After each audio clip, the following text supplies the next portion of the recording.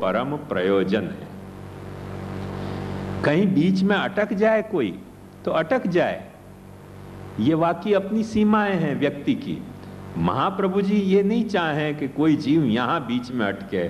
महाप्रभु जी तो यही चाहें कि जीव सीधो भजनानंद में जाके और ऐसो लहरावे, प्रभु के साथ लहरावे भजनानंद में। तो प्रभु के साथ भजनानंद में लहरावे, तब जो है कृष्ण को स्वरूपानंद अपने को मिलेगो। और या के लिए कल भाई ने पूछो तो कि कृपानंद की बात समझाओ, कृपानंद बतायो नहीं, शायद नहीं बता पाए होंगे। ध्यान से समझो कि प्रभु तो आनंदमय है। प्रभु तो अपने, कल एक और यहाँ स्टेज पे ही बहुत अच्छा प्रश्न हमारे चिरंजीव राजू बाबा ने किया कि आपने शुगर कोटेड मेडिसिन की बात करी, तो ऐसा तो नहीं कि कृष्ण कड़वो है और ये विषय मीठे हैं। तो वो बात भी समझने लायक बात वाने पूछी और ध्यान से समझनी चाहिए वाको कि कल जो मैंने ये बात कही थी कि अपनो तन, अपनो वित्त, अपनो परिजन, अपनो जो भी कुछ है, वहां में वाके कोटेशन के भीतर अपने को कृष्ण को स्वरूपानंद महाप्रभु जी प्रदान करना चाह रहे हैं। तो अविषय होते भय भी अपन परमात्मा को खोज सकेंगे। पर ये जो शुगर कोटेड मेडिसिन को जो एक मुहावरा है, वहां में कृष्ण कड़वो है या कृष्ण कड़वो नहीं है, ये भी प्रश्न अपने को सोचना पड़ेगा। और सैद्धांतिक यदि बात समझनी है तो कृष्ण बहुत कड़वो है, कृष्ण बहुत कड़वो है और कृष्ण बहुत मीठो है। मधुराधिपते अखिलम मधुरम, इतना मीठो है। मने जब प्रभु प्रकट भय तो अधरम मधुरम वदनम मधुरम, कितनी सब बातें महाप्रभु जी ने गिनाई हैं और हर बात की सम कैसे आई है कि मधुराधिपते अखिलम मधुरम। उतनो अखिल मधुर कृष्ण बहुत कड़वो भी है और वाकई कड़वाहट भी महाप्रभु जी ने स्वयं ने बताई है। और वो कहाँ बताई है? लोकार्थी चेत भजेत कृष्णम क्लिष्टो भवति सर्वथा। यदि लोकार्थी हो के अपन कृष्ण को भजेंगे तो कृष्ण बड़ो कड़वो लगेगा। क्यों? क्योंकि फिर बाकी सारी मिठास जो है वो खत्म हो जाएगी। वो जो कृष्ण की जो स्वरूपानंद की मिठास है, कृष्ण के भजनानंद की जो मिठास है, वो तो मिलेगी नहीं और सारी की सारी कड़वाहट चारों ओर फैल जाएगी। तो कृष्ण कड़वो भी हो सके है और कृष्ण मीठो भी हो सके है, या में कोई बात नहीं है। कृष्ण तो सर्वरस है, तो सर्वरस होने सु कड़वो रस क्यों नहीं होएगा? जो सर्वरस है तो सर्वरस है, तो सर्वरसात्मक है। सर्वरस है, सर्वकाम, सर्वगंध, सर्वरस, तो कड़वो कटु रस भी कृष्ण ही है और मधुर रस भी कृष्ण ही है, सब कछु कृष्ण है। पर सवाल ये है कि वो कौन को कड़वो लगे है और कौन को मीठो लगे है। गुड़ भी जो है ना वो पीलिया हो जाए, शक्कर भी जो है वो अपने को कड़वी लगे है। और ऐसो दयाराम भाई तो कहे ना कि साकर खोरनु साकर जीवन खरना प्राण हरे। साकर खोरनु साकर जीवन खरना प्राण हरे। क्षार सिंधु माछलड़ू ते मीठा जल मा मरे। प्रेम रस जे कोई प्रेम अंश अवतरे, प्रेम रस तेना उर्मा ठरे। तो वो कड़वो भी हो जाएगा। सागर की जो मछली है वह मीठे जल में अपन डालने करे रे खारे जल में, वो खारे जल की मछली मीठे जल में आते ही मर जाएगी, दम तोड़ देगी। तो क्षार सिंधु माछलड़ू ते मीठा जल मा मरे। प्रेम जे कोई प्रेम अंश अवतरे, प्रेम रस तेना उर्मा ठरे।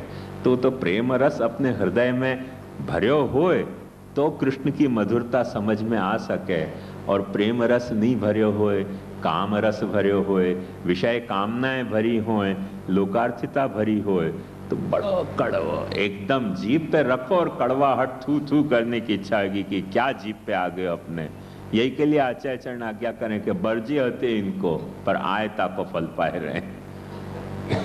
तो ये तो भाई दोनों बात है, कृष्ण में सब मिलेंगे सब, पर वामेसु एक बात है कि मधुरता और कड़वाहट में कोई घबराने की बात नहीं है, पर एक सिद्धांतिक तौर पे एक बात अपने को और समझनी पड़ेगी साथ साथ, और वो बात ये कि जो भी विषय है, कल मैंने यह बात को बताया तो आपको फिर से यह बात को आवर्तन या लिए कर रहे हूं कि ब्रजभाषा में जो भी कुछ कठिनाई रह गई होए तो आज फिर से समझ लो आपको एक वक्त कि कल मैंने ये बात बताई थी कि जो भी कुछ विषय है वो विषय अपने आप में प्रभु ने निरानंद प्रकट कियो है। विषय में कोई आनंद प्रकट ही नहीं कियो, क्योंकि गुप्तानंदा यतो जीवा निरानंदम जगत यत पूर्णानंद हरिस्तस्मात् सर्वै सेव्य सुखार्थी भी। जगत को निरानंद बनायो। निरानंद क्यों बनायो वो भी एक बात समझने की है। क्यों? क्योंकि जब तक मधुर निरंतर खाए होए सुख तो भारी, बिच बिच कटुक तिक्त सदा हितकारी। कोई भी मिठास कि मिठास अपन तब तक नहीं समझ सके अच्छी तरह से जब तक कोई कड़वाहट या तीखास अपन ने अपने जीभ पे लगा के और स्वाद लियो न होए।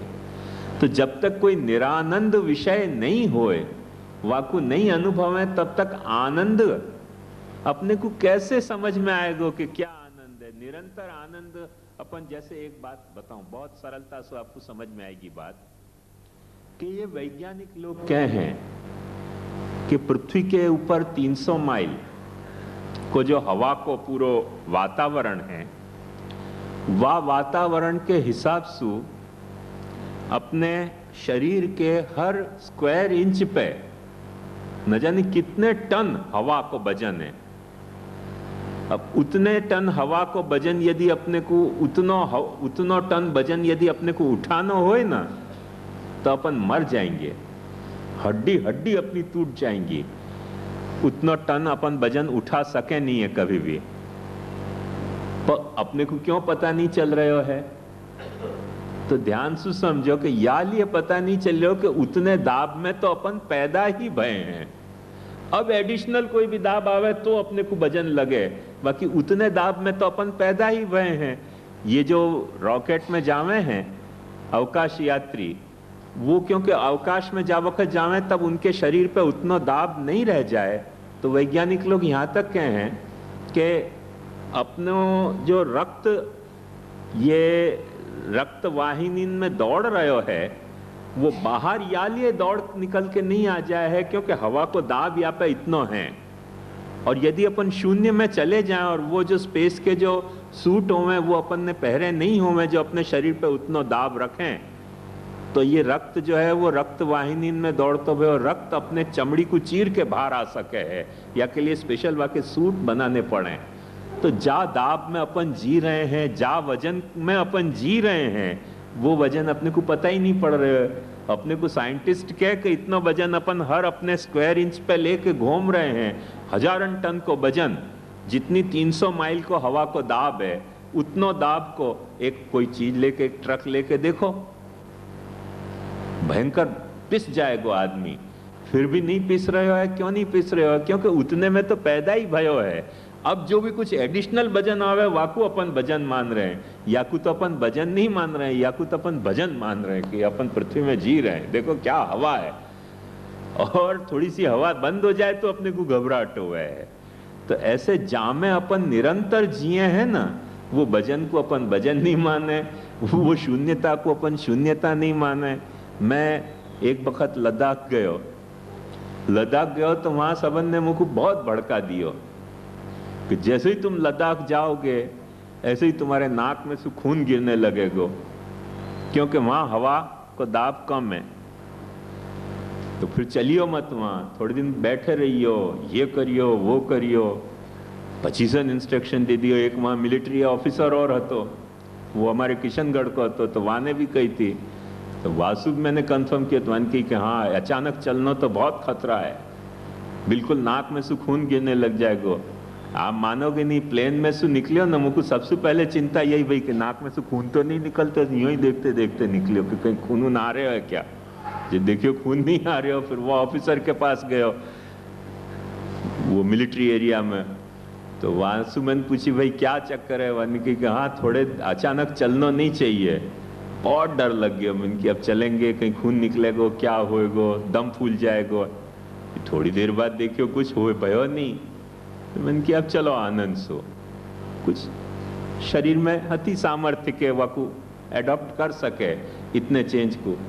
पर एक बात ध्यान से समझो कि लोग कहे हैं वो झूठ नहीं कहे कि अचानक अपन उतनी ऊंचाई पे चले जाएं पहाड़ की कि जहां हवा कम होए तो नाक में से खून आ सके है, पर वहां रहने वाले को क्यों नहीं आवे, वहां रहने वाले को क्यों नहीं आवे। वैज्ञानिक वाको यही खुलासा दें कि जो ऊंचाई पे बहुत रहे हैं उनके ऊंचाई पे रहने वाले इनके शरीर में अपने से कुछ 20 या 25% खून की मात्रा ज्यादा हुए है। उन्हें अपने में 30 हुए तो उनमें जो है वो 55 या 60 जितना प्रतिशत खून अपने हुए है। जैसे आप जानते होंगे कि ये जो रण के जो झाड़ हुए हैं उनके पत्तान में पानी इतना भरे भयो हुआ है कि 2 साल भी बरसात नहीं पड़े तो पत्तान में खुद में पानी भरे भयो रहे है, ऐसे ऐसे मोटे पत्ताएं हुए उनके, क्योंकि उनको पानी मिलने वाला नहीं है तो वो पानी को अपने भीतर भर के रखें। और जो जहां बरसात बहुत पड़ती हुए जहां वहां के पत्तान को आप देखो बड़े पतले पतले पत्ता हुए, क्योंकि वो बेचारे पानी संग्रह करें नहीं, उनको गांव से पानी मिल रहा है, जमीन से, वातावरण से। तो ये बात समझने की है कि जा वक्त जो वातावरण में जो रह रहे हो है वाकू वाह वातावरण की बात खबर नहीं पड़े कि वाह वातावरण की विषमता या समता क्या है। जैसे बर्फ में रहने वाले को बर्फ की ठंडी नहीं पता चले, अपन जाए तो अपने को निमोनिया हो जाए।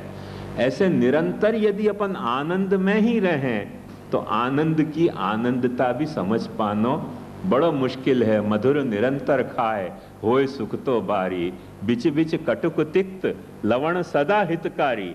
या के लिए मिठाई को मिठास यदि समझनो है तो थोड़ो नमकीन चाक के देखो, थोड़ो कुछ तीखो चाक के देखो, थोड़ो कुछ कड़वो चाक के देखो, और फिर मिठाई को थोड़ो चख के देखो तो तुरंत समझ में आ जाएगी कि हाँ ये मिठास है।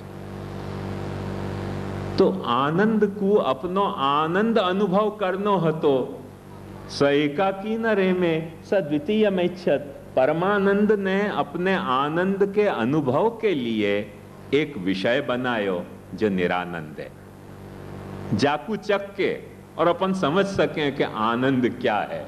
यदि विषय अपन ने नहीं चख्यो तो अपने को आनंद क्या है कैसे समझ में आएगा। तो विषय एक निरानंद विषय बनायो है, और वह निरानंद विषय की तुलना में एक गुप्तानंद जीव बनायो। क्यों कि वहां में आनंद गुप्त क्यों रखियो, वहां में भी यदि आनंद प्रकट रखते तो फिर परमानंद की खोज कैसे हो सकती, परमानंद को अनुभव कैसे होतो। और यदि वाकु निरानंद बना देते तो जैसो विषय ऐसो ये हो जातो। करके मैंने कल एक बात बताई थी कि एक तिकोन बन रहे है, एक विषय है, एक विषयी है जो तिखास ले रहे है, और एक अविषय आनंद है, परमानंद है कि जो जहां अपने को आनंद मिलेगो। क्लिश्य महानान जनान दृष्ट्वा कृपा युक्तो यदा भवेत तदा सर्वम सदानंदम हृदयस्थम निर्गतम बहि सर्वानंदमयस्यापि कृपानंद सुदुर्लभ। एक बात ध्यान से समझो कि ये जो कृपा है प्रभु सर्वानंदमय है, और सर्वानंदमय प्रभु ने अपने पे ऐसी कृपा करी। क्योंकि एक बात ध्यान समझने की है कि जा वक्त अपन के सामने निरानंद विषय बनायो और जीव गुप्तानंद जीव निरानंद विषयन के बीच में जा वक्त प्रकट हो गयो तो बिल्कुल वो स्थिति है कि अपन ने अपनी वो स्थिति को स्वीकार कर ली। जैसे डेजर्ट में रहते भयो, डेजर्ट में रहते भयो जो कैक्टस है वो डेजर्ट की स्थिति को स्वीकार कर ले कि बरसने वालों तो कुछ है नहीं, तो हवा में जो भी कुछ थोड़ो बहुत पानी को अंश है वो सोख सोख के खुद ही पट्टो मोटो होतो रहे, और बाहर का पानी वाकू मिलने वाला नहीं है। और जो बरसाती इलाका के पेड़ हैं उनको पता है कि भाई पानी तो अपने को मिलने वाला है, तो व्यर्थ में जमा करके खोटे काहे को मरनो, तो नहीं मरनो करके जो है। यही लिए मैंने कई वक्त कैक्टस के पेड़ रखे अपने घर में, तो कैक्टस उगा के देखें। और हर वक्त मेरे कैक्टस मर क्यों जाएं बेचारे, क्योंकि गलती से सब पेड़न को पानी पिलाने में कैक्टस को पानी पिला जाए। अब वो पानी पीने की आदत हुआ कोई नहीं, से पानी पी के मर जाए कैक्टस। एक बात समझो कि कैक्टस पानी पीने से मरे, साकर खोरनु साकर जीवन खरना प्राण झरे, और क्षार सिंधु माचा लड़ूते मीठा जल में मरे। जा पानी पीने से सारो वृक्ष जी रहो है, वही पानी पीने से कैक्टस मर जाए। और एक वक्त नहीं, मेरे यहाँ 4-5 वक्त या तरह की दुर्घटना हो गई कि बहुत उत्साह आ जाए मुझको कैक्टस लाने को, फिर ले आऊं, फिर कोई न कोई जल्दी से वो पानी पिला दे कैक्टस को, पानी पी बेचारो कैक्टस मर जाए मेरो। तो ऐसे हुए। तो एक निरानंद जगत बनायो है, एक गुप्तानंद बनायो है, ताकि वो दोनों को कंपैरिजन कर सके कि ये निरानंद है और ये परमानंद है। वाके लिए जो विषयी है जीव, वो विषय में क्योंकि खो गयो है, विषय में खो गयो है करके वाकु जो है वो परमानंद को याद नहीं रहे। वो कैक्टस की तरह अपने में ही मस्त हो जाए विषयानंद में। वो तो कोई सूरदास जी जैसो जाकू महाप्रभु जी खोज रहे हो मैं, और जो महाप्रभु जी को खोज रहे हो वह कोई परमानंद दास जी जैसो जाकू महाप्रभु जी खोज रहे हैं, जो महाप्रभु जी को खोज रहे हो है। कोई विष्णुदास छीपा जैसो कि जाकू महाप्रभु जी गलीन में खोज रहे हैं कि भाई कहाँ गए हो विष्णुदास छीपा, और जो महाप्रभु जी को खोज रहे हो है। ऐसे कोई भक्तन को अचानक फिर ये बात समझ में आवे है कि अरे रे ये विषय तो निरानंद है। पर आदमी ऐसा ही है कि निरानंद विषय समझे ना तो सीधो दौड़ के फिर वो आत्मानंद पे चले जाए।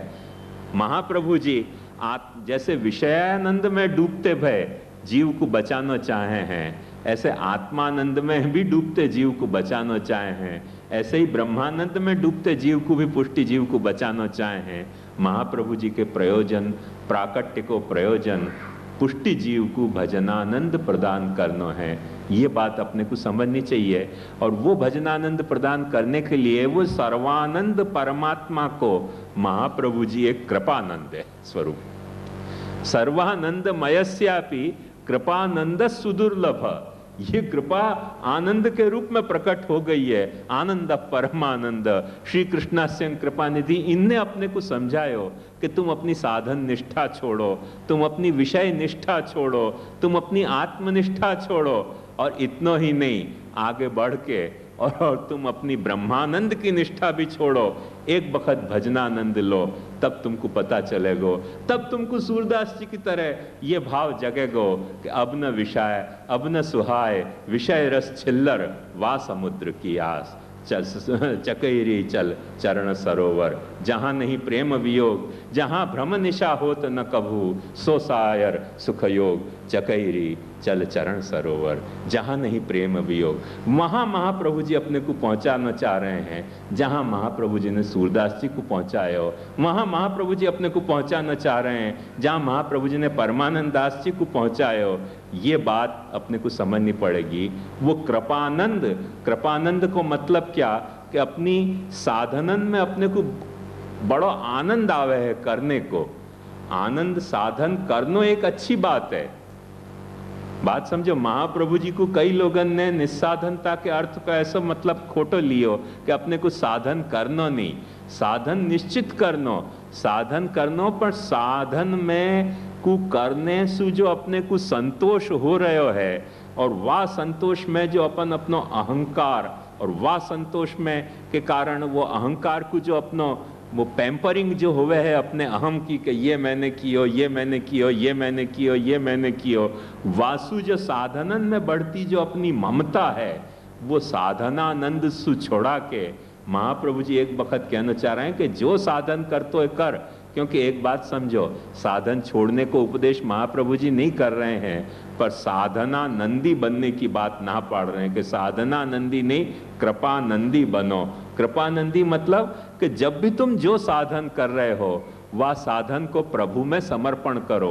प्रभु में समर्पण को मतलब ये कि हर साधन, जैसे लौकिक अपन कोई भी साधन कर रहे हैं तो वाकु भी अपन प्रभु को समर्पित करके प्रभु के अर्थ करें। वो परिधि में, वृत्त की परिधि में कुछ साधन होए, कुछ असाधन होए, कोई दुष्ट साधन होए, कोई निस्साधनता होए, वो सब के लिए महाप्रभु जी को बहुत कोई आग्रह नहीं है, बहुत कोई अनाग्रह नहीं है, कोई दुराग्रह नहीं है। जो होएगो as it is where it is सब चलेगो। पर हर जो बात में कॉम्प्रोमाइज नहीं चलेगी वो बात यह है कि या वृत्त के केंद्र में, माने या वर्तुल को जो केंद्र है वहाँ में कृष्ण कृष्ण कृष्ण और कृष्ण के अलावा और कुछ नहीं होना चाहिए। ये बात अपन समझ जाएं तो अपने को निरोध की बात समझ में आएगी। एक बात ध्यान से समझो कि अपनो महाप्रभु जी जो दम खम सु या बात को आज्ञा करे है कि ब्रह्मानंदे प्रविष्टानाम आत्मनैव सुख प्रमा संघातस्य विलीनत्वात् भक्तानान्तु विशेषतः सर्वेन्द्रिय तथा चांतकरणैः आत्मनापि ब्रह्म भावात्। मतलब ब्रह्मानंद में जो प्रविष्ट होएगो वो केवल अपने आत्मा से सुख अनुभव पाएगो, पर भक्त जा वक्त प्रभु के भजन में प्रवृत्त होएगो वह वक्त अपने आत्मा सु ही केवल को आनंद नहीं पाएगो, अपने शरीर, अपने अंतःकरण सु पाएगो, अपने मन सु, अपने अहंकार सु। एक वक्त जब आपने यूं कही कि दासो हम, तो अपने अहंकार से भी अपन कृष्ण को आनंद पा सके हैं। एक वक्त जब आपने कही कि श्री कृष्ण शरणम मम, तो अपनी ममता से भी अपन कृष्ण को आनंद पा सके हैं। एक वक्त अपन यूं सोचें कि या शरीर से मेरे प्रभु की सेवा करनी है तो अपने शरीर से भी अपन कृष्ण को आनंद पा सकें। एक वक्त अपन यूं सोच सकें कि मेरी ये जो धर्म पत्नी है या के साथ हिल मिल के मुझको सेवा करनी है, तो अपनो जो दाम्पत्य को संसार है वह संसार से भी अपन कृष्ण सुख पा सके हैं। एक वक्त अपन यूं सोचें कि मेरो ठाकुर जी ग्वाल मंडली में ऐसे नहीं बेराज जाए कि जहाँ पे वांदाएं जो हैं वो ईंडा धरें, या के लिए मुझको एक बच्चा चाहिए है, तो अपन अपने पुत्रोत्पादन से भी कृष्ण सुख पा सकें, पा सकें, पा सकें। ये बात कहने वालों अपनो महाप्रभु है। एक समझो कोई की फेफसा फट जाएंगे, फेफसा फट जाएंगे यह बात कहने के लिए कि कृष्ण सुख यहाँ भी पाया जा सके। कोई धर्मापदेशक ये बात नहीं कह सकेगो। अपने महाप्रभु जी ने या हद तक जाके कही है, पायो और मलाम सत्यागे न शेष भावन तनव नयेत। माने प्रत्येक इंद्रिय को सर्वेन्द्रिय तथा चांतक करणे आत्मनापि ब्रह्म भावात्तु भक्तानाम ग्रहेव विशिष्यते। बहुत घर भी बहुत सुधर जाएगो। क्यों कि जा वक्त तुमने अपने घर में कृष्ण सेवा पधरा ली तो घर घर नहीं रह जाएगो। घर जो है वो नंद को घर हो जाएगो। नंद घर आनंद भयो, जय कन्हैया लाल की। हाथी दिए, घोड़ा दिए और दिए पालकी, सब तुम्हारे घर में साहत आदिन थे। वे लोग सुख संपत्ति न तजें।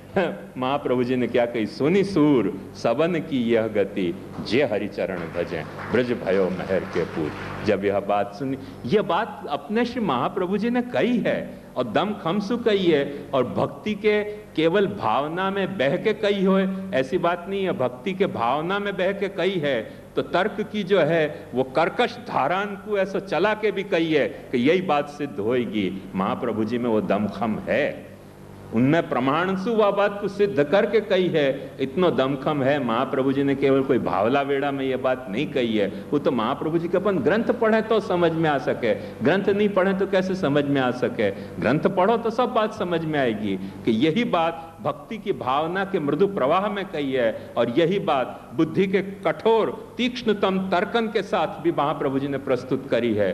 तरखाट मचा रखो है।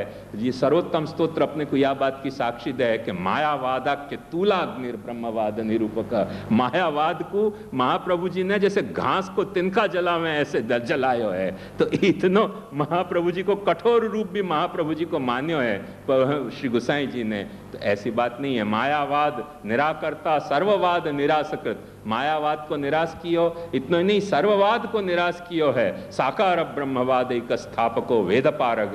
ये बात अपने महाप्रभु जी के लिए श्री गोसाई जी कह रहे हैं। तो केवल कोई भावना वेला में मनोरथ कर करके नहीं कह दी कि एक दिन ऐसा मनोरथ कर दियो कि ऐसा एक मायावादी बनायो वहाँ ठाकुर जी के सामने, और वहाँ को घास में ऐसा आग लगा दी कि चलो मायावाद जल गयो, और फिर नंद घेर आनंद करके मायावादी। हमारे यहाँ गोस्वामी की एक कथा आवे बहुत पुरानी कि कोई गोस्वामी के पास कोई पंडित जी शास्त्रार्थ करने आए, अब बेचारे बालक पढ़े भाई नहीं थे, बहुत लफड़ा हो गया, अब शास्त्रार्थ करनो कैसे, बहुत चिंता हो गई। फिर वैष्णव सब चतुर रहते, उन्होंने कहा आप चिंता क्यों करो, आप स्वीकार लो चैलेंज। उनके चैलेंज तो स्वीकार लें, पर शास्त्रार्थ में सामने फिर क्या कहना, ये तो कुछ पढ़े तो है नहीं, तो करना कैसे। उन्होंने की वो भी चिंता आप मत करो, हम सब आएंगे आपके पीछे खड़े हैं। तो उन्होंने कहा चलो मंजूर है। तो उनने कही चलो शास्त्रार्थ को आयोजन करो। सभा भरी गई। जैसे ही सभा भरी, उनने कही कि बोलो तुम्हारा क्या पक्ष है। तो पंडित जी ने बेचारे ने घंटा 1.5 घंटा खूब खंडन मंडन करके अपना पक्ष स्थापित किया। वैष्णवन ने बालक को समझा दिया तो कि आप कह दीजिए कि तुम बोले सो सब झूठ। तो जैसे ही उन्होंने कही कि पंडित जी ने अपना पक्ष पूरा किया और कही दो या का जवाब, तो बालक ने खड़े होकर कह दी कि तुम बोले सो सब झूठ, तुम बोले सो सब झूठ, लाल जी जीत्या, लाल जी जीत्या, लाल जी जीत्या। कोई ढोलक बजावे, कोई झांझ बजावे, कोई नाचने लग गया। अब पंडित क्या करे, वह की परेशान हो गई अक्ल कि कैसे लाल जी जीत गए, क्या भयो, पर नाच गुल शोर गुल में कोई समझ ही नहीं पाया कि कौन जीते हो कौन हारे। चारों ओर गांव गांव में हल्ला मच गया, लाल जी जीत्या, लाल जी जीत्या, लाल जी जीत्या, लाल जी जीत्या, लाल जी जीत्या, लाल जी जीत्या। सब वाह वाह वाह वाह हो गए कि लाल जी जीत्या।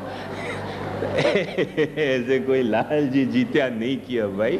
ग्रंथ पढ़ो तो पता चलेगा कि महाप्रभु जी ने प्रत्येक वाद को विचार किया है, प्रत्येक वाद को प्रमाणंश विचार किया है, और प्रमाणंश विचार करके और उन वादन को निराकरण करके और भक्ति मार्ग को स्थापन किया है।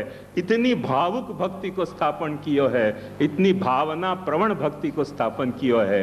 न महाप्रभु जी ने मनुष्य के हृदय के साथ कोई अन्याय किया है, न महाप्रभु जी ने मनुष्य की बुद्धि के साथ कोई अन्याय किया है, और न महाप्रभु जी ने भगवत शास्त्रन के साथ कोई अन्याय किया है। इन दोनों को न्याय देने के लिए ऐसा अपना आचार्य है। वह बात को गौरव रखो, ऐसा अपना आचार्य है। या बात को गौरव रखो कि जाने मनुष्य के हर पहलू की बहुत अटमोस्ट केयर ली है, और अटमोस्ट केयर लेके कोई मार्ग बतायो है।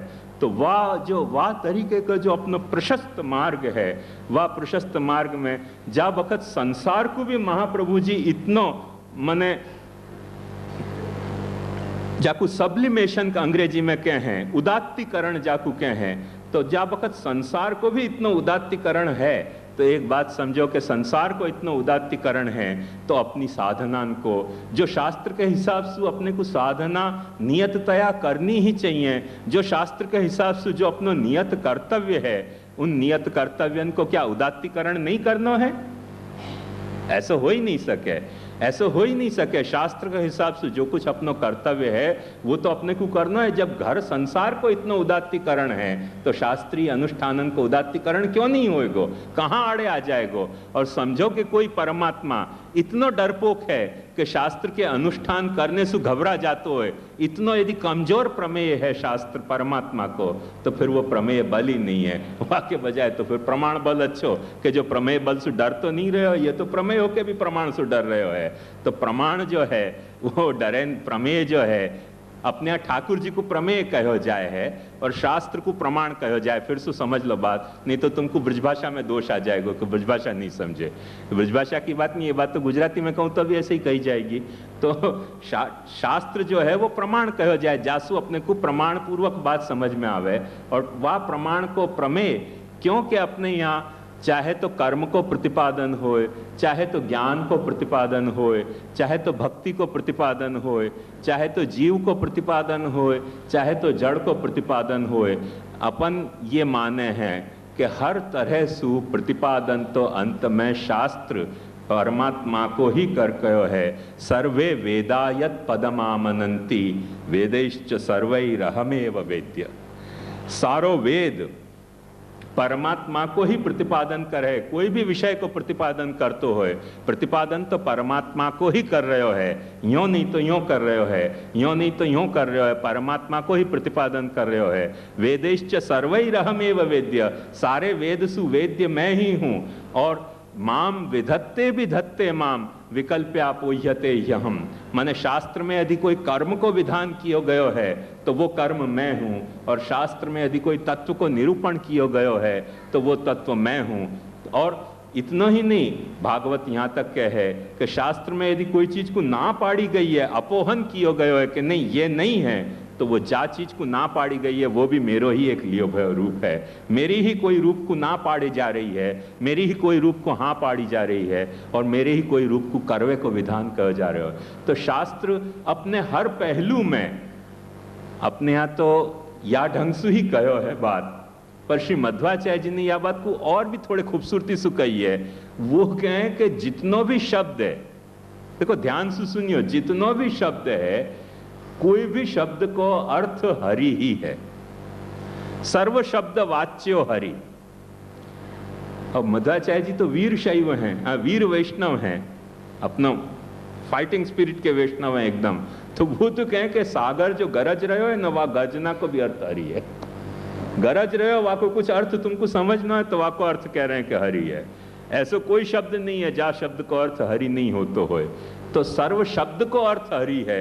महाप्रभु जी भी जो अभी थोड़ी देर पहले दादा भाई ने वचन उद्धृत कियो तो कि शास्त्रे स्कंधे प्रकरणे ध्याये वाक्ये पदेक्षरे एकार्थम सप्तधा जानन अविरोधे न मुच्यते। शास्त्र को अर्थ भी परमात्मा है, स्कंध को अर्थ भी परमात्मा है, कृष्ण है। शास्त्रे स्कंधे प्रकरणे, प्रत्येक जो प्रकरण है भागवत के, उन प्रकरण का अर्थ भी श्री कृष्ण है।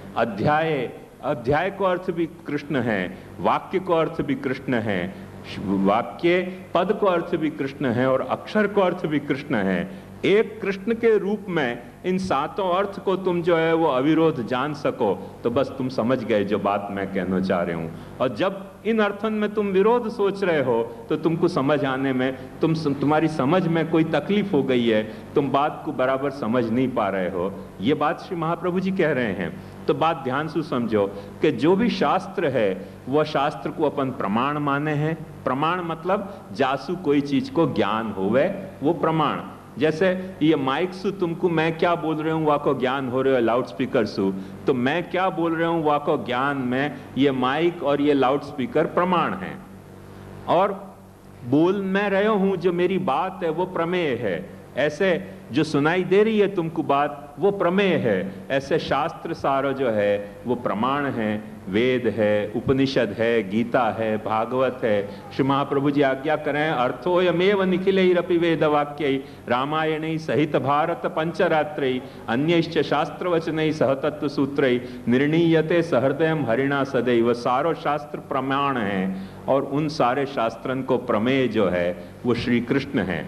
तो प्रमाण बल और प्रमेय बल, ये बात समझो। प्रमेय बल माने प्रभु को खुद को बल, और प्रमाण बल मतलब शास्त्र में जा बात को जैसे बताई गई है वह बात को वैसे समझोगे तो सच समझे, वैसे नहीं समझे तो गलत समझे। शास्त्र में जो बात को जैसे करने को कही गई है वैसे करोगे तो तुम्हारे पास प्रमाण बल है, और अगड़म बगड़म ढंग से कुछ करो तो तुम्हारे पास प्रमाण बल खत्म हो गयो। तो एक बात समझो कि प्रमाण बल जो है वो प्रमेय बल से डरे नहीं है। प्रमाण बल प्रमेय बल से डरे नहीं है। तो प्रमेय बल यदि प्रमाण बल से डरतो होए तो प्रमाण बल ही मजबूत हुए ना, प्रमेय बल कमजोर हो गयो। या के लिए श्री महाप्रभु जी और एक बात बहुत सुंदर क्या है, महाप्रभु जी के चिंतन की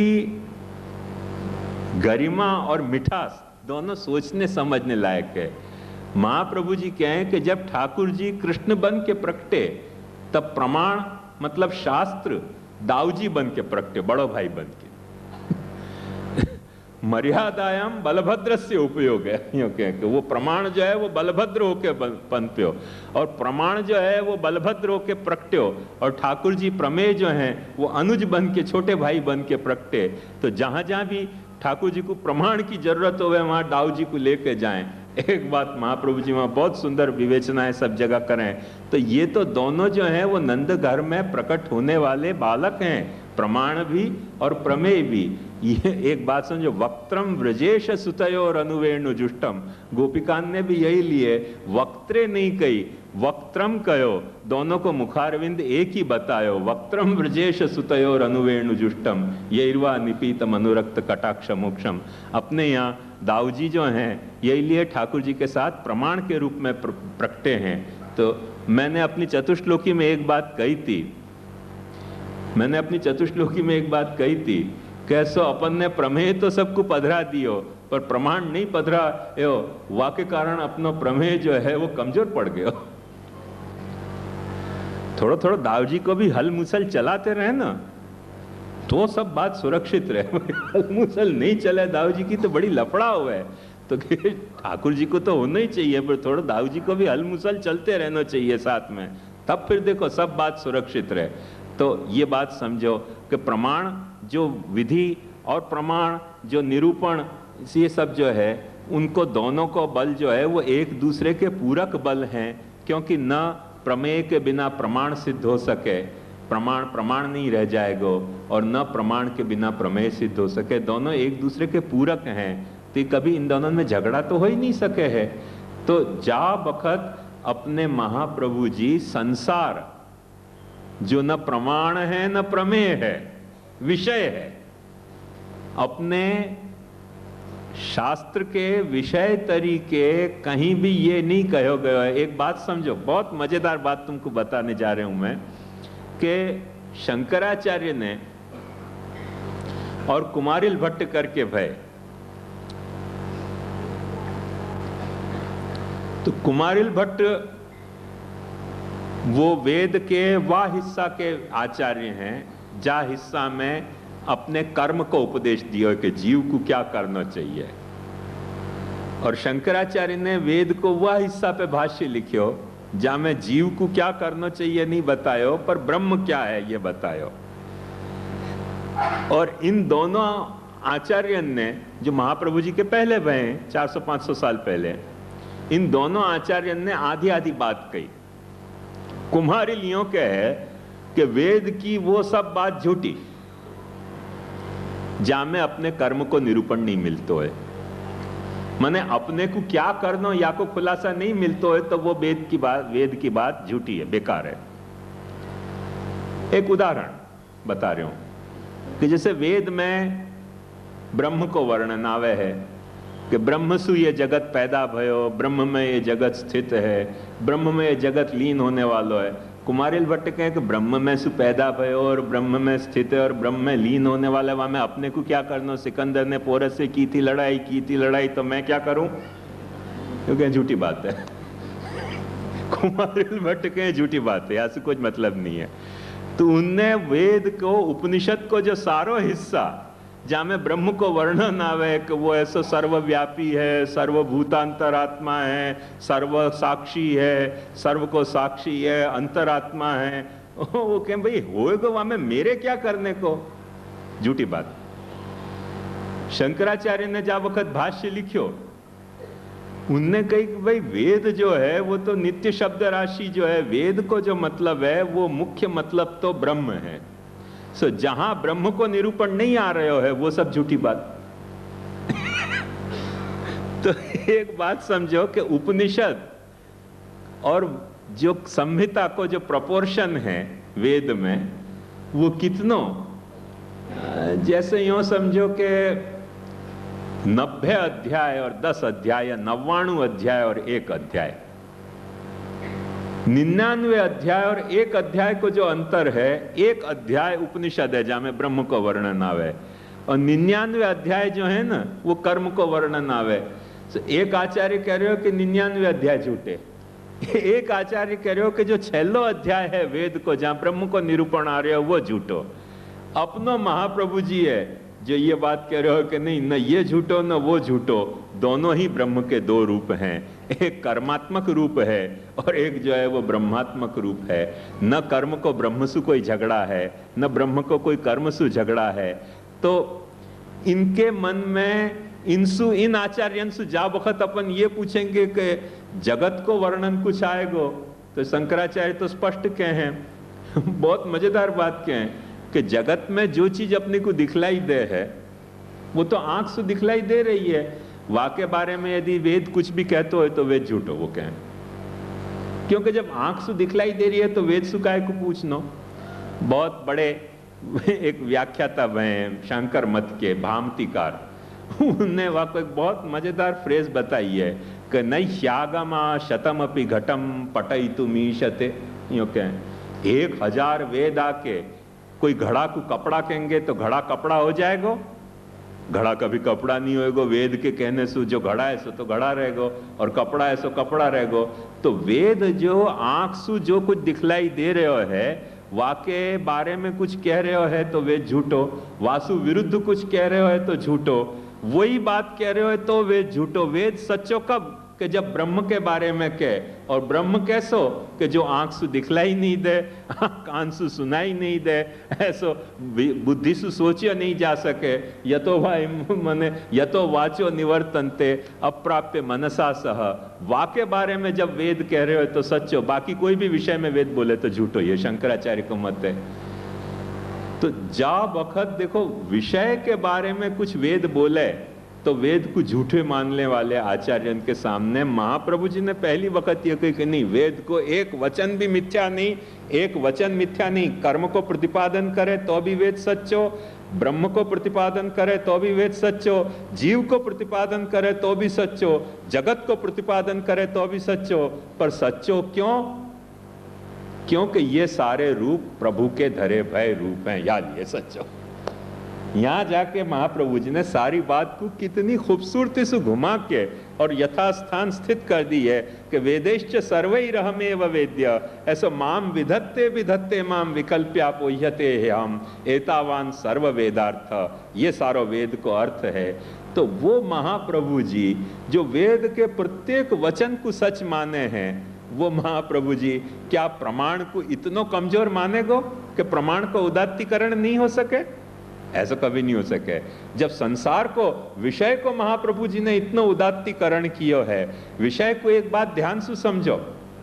देखो मैं कह रहा हूं, ध्यान से सुनोगे या बात को तो ख्याल में आएगा कि महाप्रभु जी विषय को निरानंद कहे हैं, पर महाप्रभु जी विषय को मिथ्या नहीं कहे हैं। महाप्रभु जी विषय को मायिक नहीं कहे हैं। महाप्रभु जी विषय को क्षणिक नहीं कहे हैं। महाप्रभु जी विषय को जो है वो कभी अब ब्रह्मात्मक नहीं कहे हैं, क्योंकि महाप्रभु जी को मत यह है सर्वं खलु इदम ब्रह्म आइतदात्म्यमिदम सर्वम सात्मा तत्वमसि श्वेतकेतो।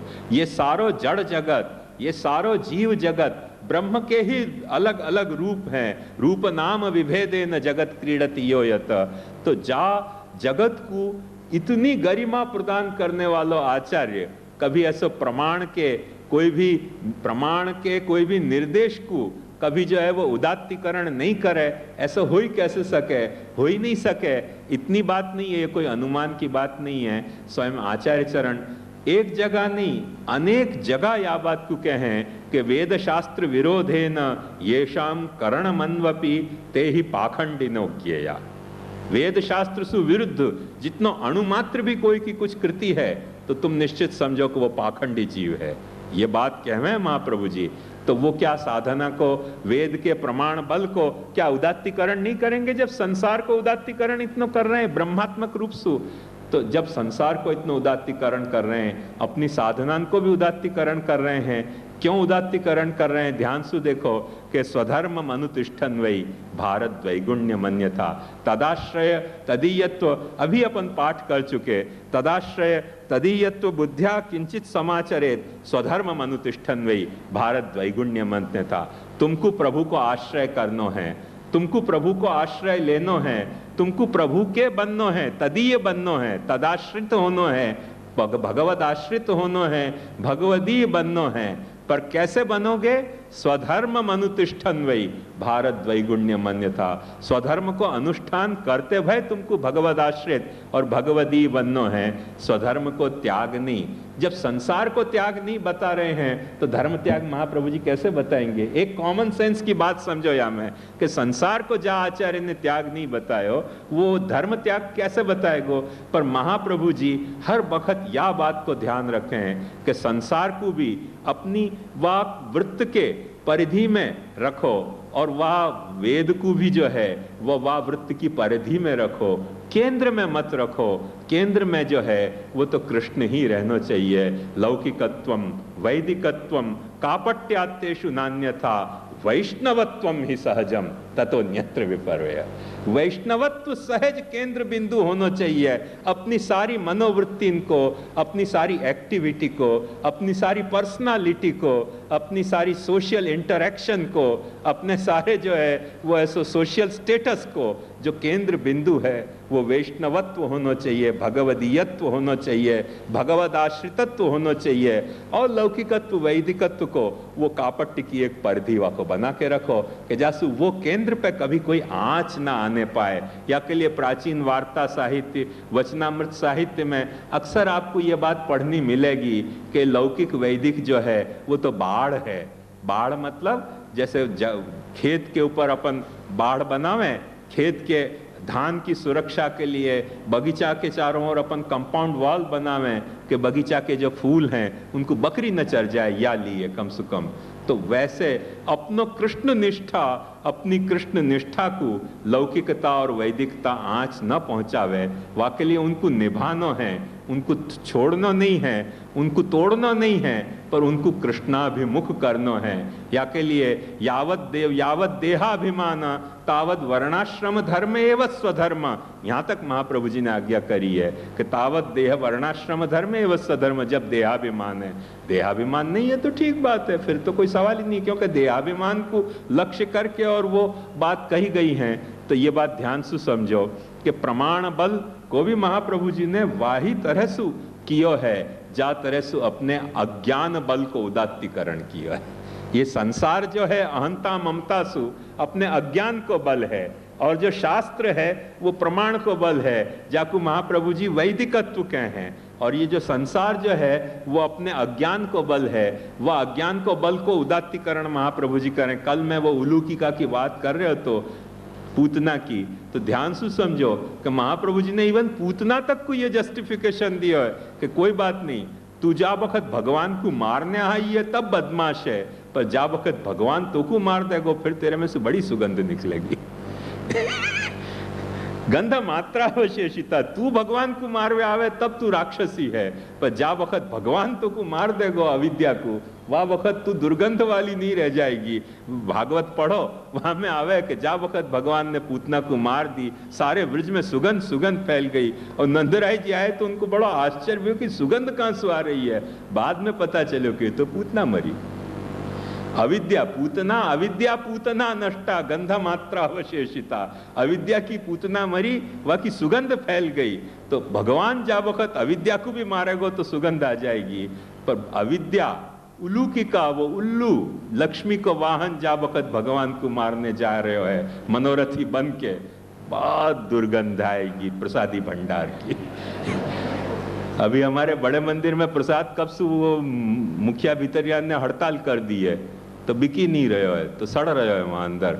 वो ट्रस्टी कह रहे हैं कि इनको बाहर निकालो बेचेंगे, वो कह रहे हैं हम हड़ताल कर रहे हैं नहीं बेचेंगे, तो प्रसाद सड़ रहे हो, ऐसी हालत हो जाए। तो ये अविद्या पूतना, ये सब उलूकिका के महात्म्य।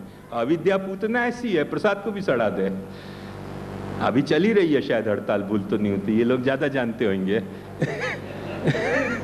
तो ये सब अविद्या को महात्म्य, बहुत बड़ा महात्म्य अविद्या को, कि पूतना कैसे कैसे कर्म नहीं करे, न करवानु ये करे।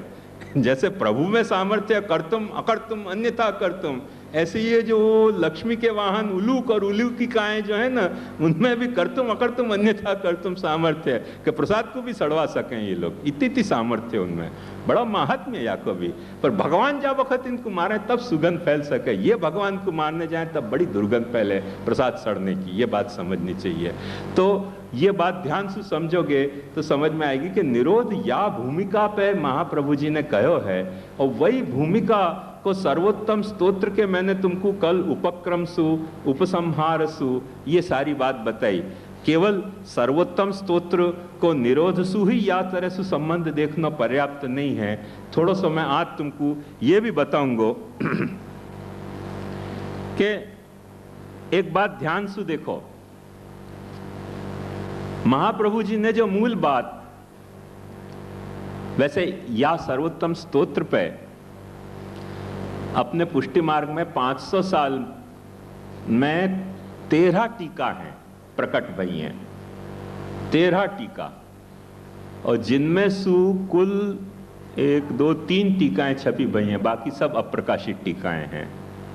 तो अभी जब मुझको प्रवचन करना तो सब टीका तो मैं नहीं एडिट कर सके, पर थोड़ी सी टीकाएं, करीब 6 टीका मैं एडिट करके लाया हूं खास, क्योंकि वो सब छपी हुई हैं नहीं, मैन्युस्क्रिप्ट फॉर्म में है। तो खास मैंने कि प्रवचन कर रहे हैं तो टीका तो देखें टीकाकार क्या सब आज्ञा कर रहे हैं। तो 6 टीकाएं मैंने एडिट करी, उन टीका पे से भी मैं तुमको बताऊंगा टीकाकार क्या क्या कह रहे हैं। पर वाकई पहले थोड़ी सी एक भूमिका जो ये सर्वोत्तम स्तोत्र को समझने के पहले समझनी बहुत जरूरी है, वो अभी मैं तुमको बता रहा हूं। तो कैसे ये षोडश ग्रंथ से संबंधित है, वहां बात जो कर्तव्य के मुख से कही गई है षोडश ग्रंथ में कि ऐसे करो ऐसे करो ऐसे करो, वहां ये बात श्री महाप्रभु जी के नाम से कही गई है। आज एक बहन मुझको पूछ रहे थे कि ये बात स्पष्ट नहीं भाई कि कर्तव्य और नाम में कैसे समझना भेद, तो मैं तुमको फिर से एक बात समझाता हूं। देखो कि जैसे अपन अपने बच्चा को समझावें कि तू बहुत डायो है, तू बहुत डायो छे, तूफान नहीं कर, चुपचाप बेसी जा, तो ये कर्तव्य मुख से समझाई, कर्तव्य की भाषा में समझाई गई बात है। और अपन तू डायो थई ने बेस यो आज्ञा नहीं करें और वाके माथा पे प्यार से हाथ फिरा के चुम्मा लेके वाकू कहें कि तू मारो डायो दीकरो छे, तू मारो डायो दीकरो छे, तो वाको सिर्फ नाम ही तो अपन धर रहे हैं ना, डायो है महा गिलिंडर शैतान, तो अपन डायो दीकरो करके नाम धरें, वासु क्या हुए, फायदा क्या हुआ? बच्चा के मन में स्वयं ये समझ पैदा हुआ कि भाई माँ जब मुझको डायो कह रही है और कोई मैं ऐसा काम करूंगा बदमाशी को, फिर मैं डायो नाम मेरे कैंसल हो जाएगा, या लिए मुझको कोई काम ऐसे नहीं करने चाहिए। तो वो नाम से भी कोई बात समझाई जा सके है, जैसे आज्ञा से समझाई जा सके है, ऐसे नाम से भी समझाई जा सके है। जैसे अपन न्यों कहें कि अपन को प्रभु की कृपा पे भरोसा रखना चाहिए, तो ये बात अपन ने कैसे समझाई? आज्ञा की भाषा में समझाई कि अपनी साधन पे अपने को निष्ठा रखने के बजाय जो भी कुछ साधन कर रहे हो उन साधनन को करते रहो, पर निष्ठा प्रभु की कृपा पे रखो। तो ये बात क्या हो गई? आज्ञा के ढंग से समझाई गई बात है। पर अपने संप्रदाय को ही नाम अपन ने पुष्टि मार्ग रख दियो, तो बिना ये बात समझाए भी समझ में आ रही है कि नहीं?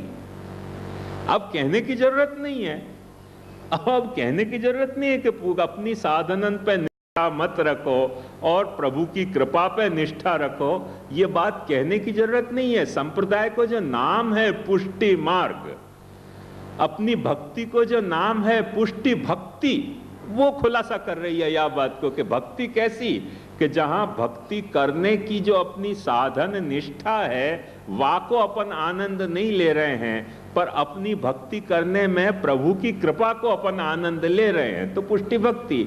अपनी भक्ति करने में जा वक्त अपनी साधन निष्ठा को अपन आनंद ले रहे हैं, तो मर्यादा भक्ति, क्योंकि वो तो मर्यादा है। शास्त्र ने बताया ऐसे ऐसे भक्ति करनी है, ऐसे ऐसे भक्ति कर रहे हैं। अपनी साधन निष्ठा को जा वक्त अपन आनंद ले रहे हैं, तो वही भक्ति मर्यादा भक्ति हो गई। और वही भक्ति को करते वक्त अपन अपनी साधन निष्ठा को आनंद लेने के बजाय प्रभु की कृपा को आनंद ले रहे हैं कि भाई तो प्रभु की कृपा है कि भक्ति चल रही है, नहीं तो हम क्या भक्ति कर सकें। तो वही भक्ति पुष्टि भक्ति हो गई, क्योंकि तुम्हारी निष्ठा साधन पे नहीं रह के प्रभु की कृपा पे हो गई। ये बात ध्यान में आई ना? पर वो इतना बात समझा नहीं और सिर्फ एक नाम कहना पुष्टि भक्ति। वह हमारी कौन सी भक्ति? कि हमारी पुष्टि भक्ति तो नाम ही सारो इतिहास कह दे रहे हो है ना, नाम ही सारो उपदेश दे दे रहे हो है, नाम ही सारी बात को खुलासा कर दे रहे हो है। जैसे अपन यूं कहें कैसो या आत्मनितिष्ठन आत्मानम अंतरो यमयति यस्य आत्मा शरीरम यम आत्मा न वेद एषत आत्मा अंतर्याम्यमृत। जो आत्मा के भीतर है, जो आत्मा के भीतर रह के आत्मा को भीतर से नियमन करे है, जाकू आत्मा नहीं जान पावे है, पर जो आत्मा को जाने हैं वो तेरे भीतर विराजो भयो, जो अंतर्यामी है वाकु तू पहचान। एषत आत्मा अंतर्याम्यमृत। तो ये क्या भयो? कर्तव्योपदेश भयो। जैसे ईश्वर सर्वभूतानां हृदयेषु तिष्ठति भ्रामयन् सर्वभूतानि यंत्रारूढ़ानि मायया तमेव शरणं गच्छ सर्वभावेन भारत। ईश्वर सबके हृदय देश में स्थित होके सबको अंदर से नियमन कर रहे है, वाके शरण में तू जा। भगवान अर्जुन को ये बात कह रहे हैं, तो ये वाको अपन उपदेश दे के समझा रहे हैं। पर उपदेश दे के नहीं समझानो हो तो वाह तत्व को अपन ने सिर्फ एक नाम धर दियो, परमात्मा। जब परमात्मा अपन ने नाम धर दियो तो वो बात आई गई ना। आत्मा अभी तो अपने जो मार्ग में नहीं है उन लोगों को ऐसी भ्रमणा हुआ है कि आत्मा सो परमात्मा। एक बात ध्यान समझो, अपने यहाँ आत्मा सो परमात्मा को सिद्धांत नहीं है, अपने यहाँ आत्मा में परमात्मा को सिद्धांत है। क्यों? कि अपनी जो आत्म संबंधी विचारधारा है और अपनी जो परमात्मा संबंधी विचारधारा है वो अपने मन की फितूर नहीं है। शास्त्र कह रहे हो या आत्मनि तिष्ठन आत्मानम अंतरो यमयति यस्य आत्मा शरीरम। तो अपन वाकु आत्मा सो परमात्मा नहीं माने हैं, अपन यो माने हैं आत्मा में परमात्मा है। आत्मानंद समुद्रस्थम कृष्णमेव विचिंतेत, यो अपन माने कि आत्मानंद में कृष्ण जो है वो विहार कर रहे है, विषयानंद में कृष्ण विहार नहीं करे। या बात को समझाने के लिए विषयानंद में अपन अपनी आत्मा विहार करे। बात ध्यान से समझो, विषय के आनंद में अपनी आत्मा विहार करे और कृष्ण कहाँ विहार करे? आत्मानंद में। आज अपन यो समझे कि जैसे अपन विषयानंदी है ऐसे कृष्ण भी मटड़ी वटड़ी रसगुल्ला को लोभी है। अरे कृष्ण ऐसा विषयानंदी नहीं है यार, तुम खोटो समझ गए कृष्ण को। मठली लड्डू को लोभी कृष्ण नहीं है, वो विषयानंदी नहीं है, वो तो आत्मानंद समुद्रस्थ है। वो भाव को आनंद ले है, विषय को आनंद नहीं ले है। भज सखी भाव भाविक देव, वो तो भाव को आनंद ले है। यदि विषयानंद लेने लग जाए ना तो 56 भोग धरने बंद हो जाए लोग। वो विषय आनंद नहीं ले, टोकरा जो सजाया वो ऐसा को ऐसा मिला है ना, करके 56 भोग धर रहे हैं, करके मनोरथी हैं। एक आध टोकरा खा जाए ना और फिर वो पूछना आवे कि मारो टोकरो क्या गयो, बस पच्યું ત્યારે કાલથી 56 ભોગ કેન્સલ। આ બધા 56 ભોગ થાય એટલા માટે बात समझ जाओ कि वो विषयानंद ले नहीं रहे हो, वो तो भावानंद ले रहे हो है हर चीज को। जो जो अपन भाव यद्य धियात उरुगाय विभावयन्ति तत्तद वपु प्रणय से सदनुग्रह। तुम जा भाव सु धर रहे हो वो भाव को आनंद ले है। जो विषयानंद लेने लग जाए लेने को देना पड़ जाए, पुष्टि मार की दुकान बंद हो जाए, चलती धम धीक तो धंधो बदो बंद। ये गंभीर रहस्य हो, अच्छी तरह से समझ लो, ये साधारण कथा नहीं है। तो प्रभु जो है वो परमात्मा जो है वो विषयानंदी नहीं है, आत्मा विषयानंदी है। और परमात्मा जो है वो तो आत्मानंद में विहार करने वालों है, विषयानंद में विहार करने वालों नहीं है। पर परमात्मा की ये सिफत है। एक बात ध्यान से समझो, परमात्मा में ये सिफत है कि परमात्मा को कोई चीज प्रतिबंधक नहीं हो सके है। क्योंकि यही बात परीक्षित ने शुक से पूछी थी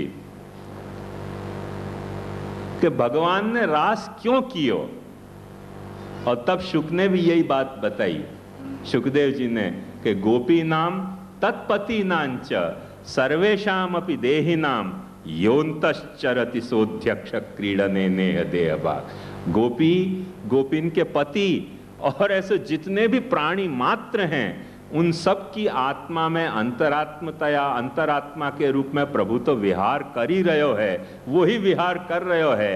अब वो विहार कर ही रहे है तब तूने प्रश्न नहीं पूछो और ये रास पे तो प्रश्न उठ्यो। तो एक बात ध्यान से समझो कि परमात्मा अंतरात्मा में विहार करे है तो बाहर भी विहार कर सके है, पर बाहर ही विहार करे है ऐसे अपन नहीं माने हैं। आत्मा की तरह जो वाको मुख्य स्वरूप है वो बाहर तो कब विहार करे, वाको एक बात समझो ध्यान से।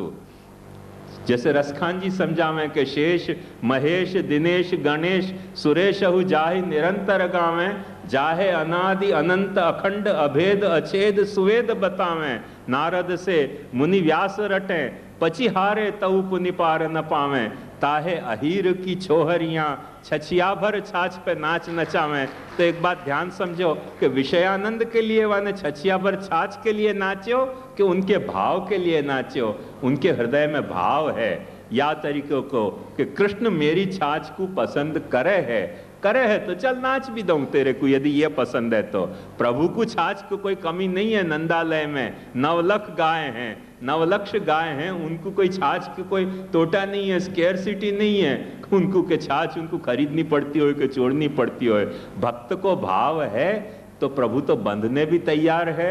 भक्त को भाव हो, एक बात ध्यान से समझो कि जा वक्त बाली को तीर मार्यो रामचंद्र जी ने, और बाली ने जब युक्ति प्रयुक्तियां करी कि भाई तीर मार्यो क्यों, और जब मर्यादा पुरुषोत्तम के पास तीर बहुत हते तर्कस में, पर जवाब नहीं है तो एक भी, तब से कॉम्प्रोमाइज यही तरह से कली कि भाई छोड़ न झगड़ा, तू भी मार लीजिए मुझको तीर। वहां में ये सामर्थ्य है कि तू भी मुझको तीर मार लीजो, यानी कि तुमने शिकार की तरह मुझको क्यों मारियो, सामने आके क्यों नहीं लड़े तुम यदि क्षत्रिय हो तो। भाई चल जा, बात छोड़ ना, तू मुझको ऐसे ही शिकार करके मार लीजो तीर, फिर तो कोई नुकसान नहीं है ना। परमात्मा तुम्हारो भाव हो तो तीर खाने तैयार है, लड्डू की बात तो बहुत दूर की रही।